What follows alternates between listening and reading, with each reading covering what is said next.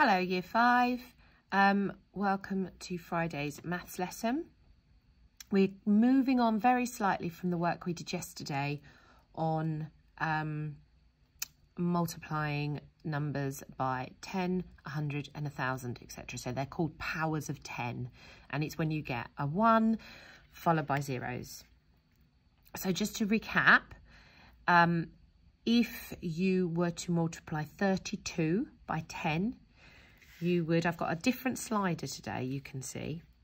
You would put your 32 in, and what happens is you're making these digits 10 times bigger.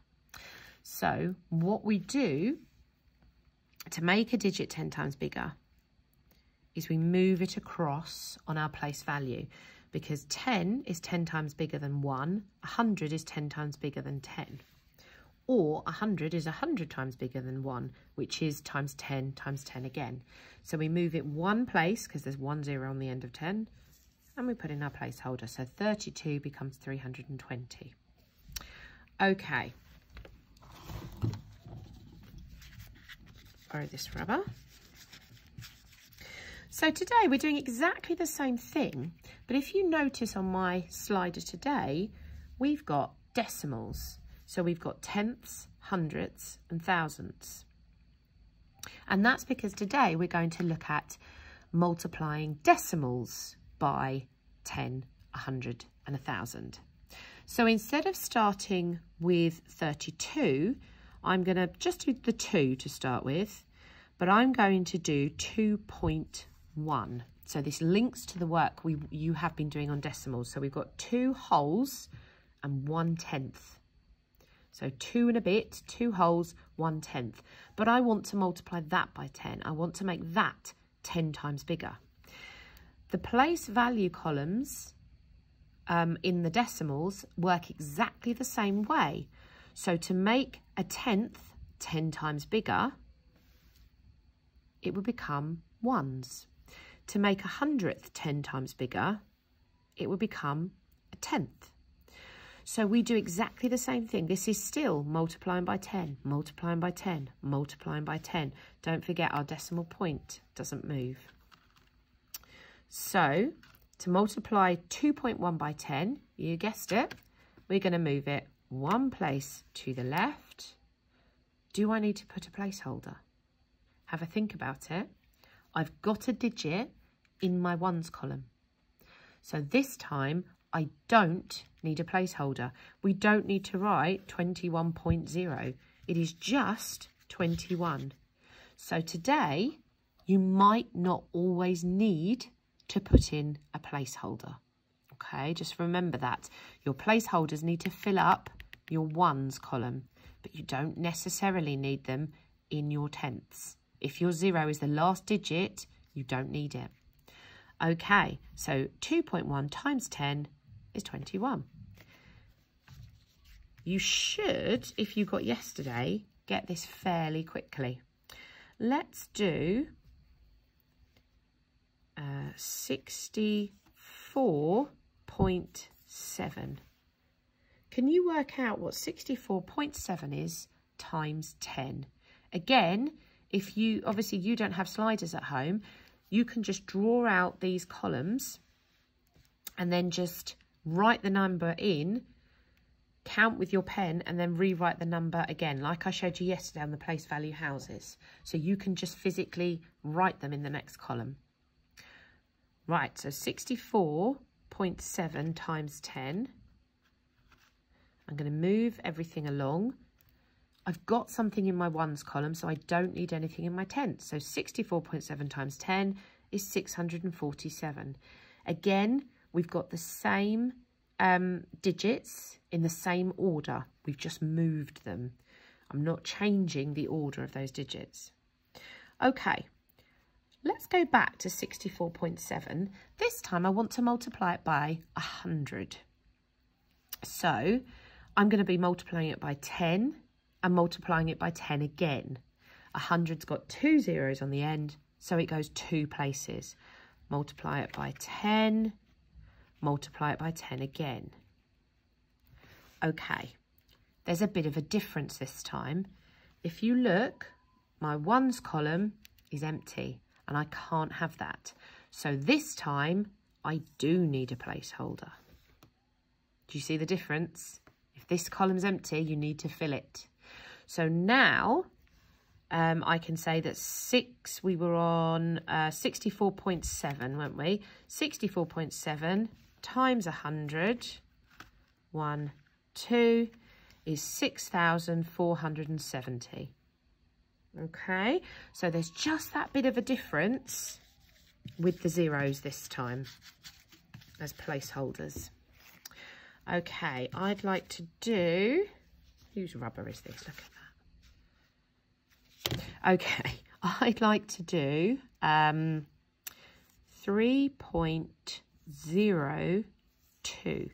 So now I've got two decimal places. I've got no tenths, but I've got 2 hundredths. So 3 wholes and 2 tiny bits. So if they were Deans, this would be a whole square. We haven't got any 10 sticks, but we have got 2 little squares. Okay. Right. I've got times 3 of those. Times 3. Okay. So I want to multiply this. Let's start by multiplying by 10. So we're going to make it 10 times bigger, which means we move it once. Okay. I don't need to put a 0 in because it's there. But now we've still got a decimal as my answer, and that's okay. So 3.02 times 10 is 30.2. I still keep that decimal.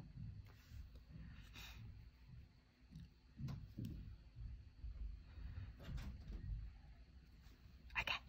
Sorry, Mrs. Newman's just coming to say goodbye. Right. Just to do, actually, let's keep that number, 3.02. We're now going to multiply this by 100.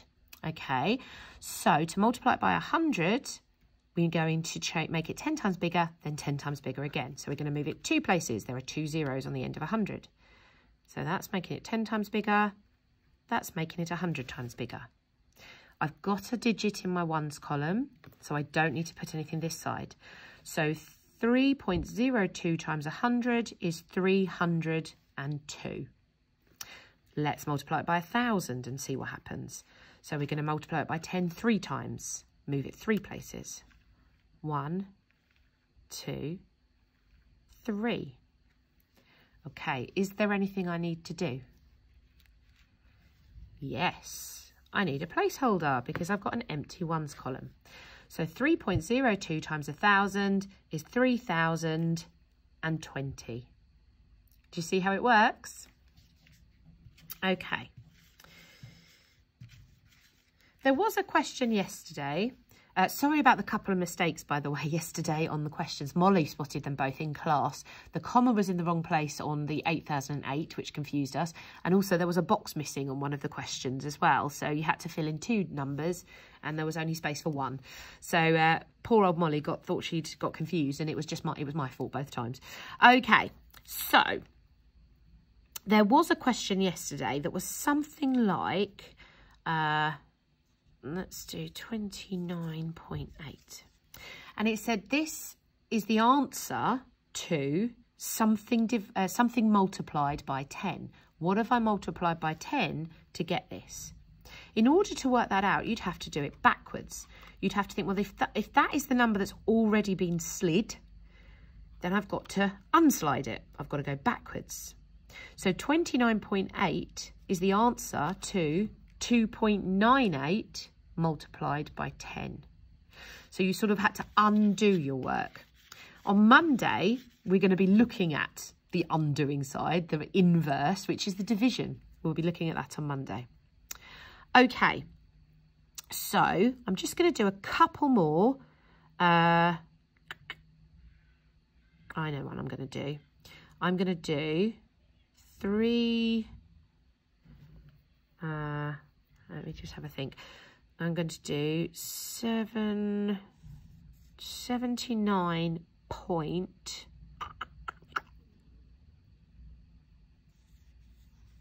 30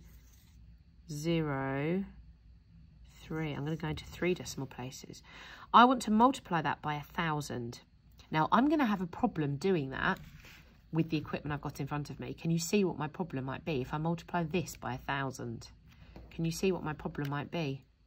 I'm going to run out of columns. So to multiply it by 1,000, it's by 10 3 times, or by 100 and then by 10. 3 zeros, 3 moves. 1, 2, oh dear, 3. So it would be here, and I'm just going to add a tens of thousands column there. Do I need a placeholder? No, I don't. So my answer is 79,303. Okay, so you're not always going to need the placeholder today. So today there are some questions on a PowerPoint to have a go at. I'm trying to think, you've got 2 sets of questions, and then you've got some word problems at the end. The word problems at the end aren't decimals. They're more like the work you did yesterday, but they've got some more wordy problems to go with them, so you've got to work out what they're asking you. Okay, the last one in particular is good for reasoning, because there are multiple answers for the last one. There are lots of different answers, so you've got to think of what answers you could give, and maybe try and give more than one as well, not just one answer. Okay, so we're still multiplying today, but using those decimals. So the main difference is that you're not always going to need to put a placeholder in if there's already something in the ones column. Okay, don't let that decimal point confuse you. You're just moving everything around it like you were doing. If you do, I know sometimes we, when we draw like our place value at school, we draw, let's say tens, ones, and then you have a whole separate column for your decimal point. If you do that when you're drawing it out, just always fill that in to start with a decimal point like this, so that your digits, you know you can't move a digit into that column. You have to go round it. You have to go over the top of it either way. Okay, you can't put digits in that column. It's got your decimal point. So always go round it. Okay, so some people don't do that as a separate column. They would just put the decimal point there so that you know it's not part of a column, which is actually what you've got on this. It's not got its own column. Okay, have a go at those questions, and we will be dividing by 10, 100 and 1,000, those powers of 10 on Monday.